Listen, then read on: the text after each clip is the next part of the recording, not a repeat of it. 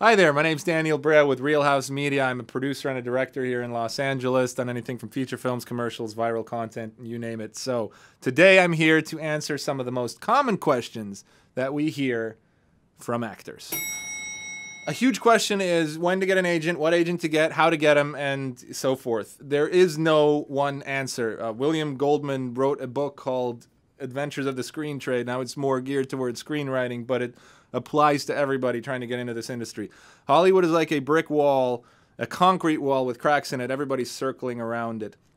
There are some cracks here and there. There's ways to climb over, but they're not advertised. So whenever somebody finds a way to weasel in, oftentimes that passage is then closed. It implodes on itself or it's spackled shut.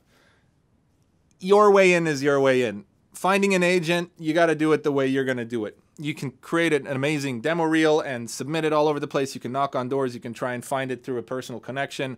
But how do you know what agent to go with, big or small? Who's going to help you the most? Who's going to give you the industry connections that you need to get those bigger jobs and move you forward? You can't possibly know that. It's a bit of a gamble. You can look into portfolios. You can look into, nowadays there's Yelp. If you're looking at boutique agencies over the big ones, the UTAs and the CEAs and the APAs, so if you want to go with a smaller agency, you can usually find reviews on Yelp and see if they actually get things done.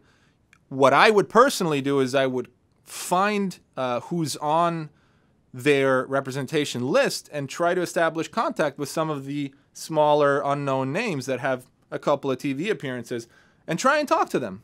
Try and email one of their actors, two of their actors, and say, hey, is this agent really doing anything for you? Are they contacting on a regular basis? Are you guys coming up with plans and stuff to move forward?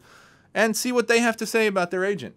Some of the pros and cons of dealing with large agents versus small ones. First of all, UTA and the APA, they're never going to take anybody that doesn't have an impressive portfolio and isn't making money as an actor already to begin with. So don't even start there because it's pointless.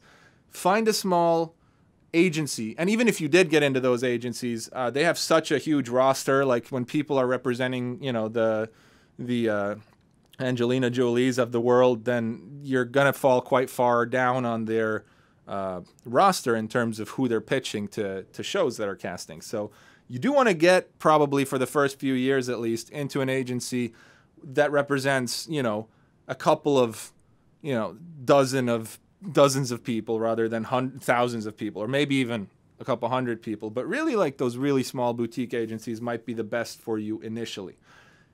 Oftentimes they've been in the industry for a long time. They have more time to commit to you. They may not have the same industry ties as the big shots do, but they have industry ties at your level. So they might be able to get you an indie or a music video or a commercial that's on a local level quicker than the big shots might get you a feature film with, you know, Paramount Pictures. So always consider and be realistic with yourself. What level of the industry am I in?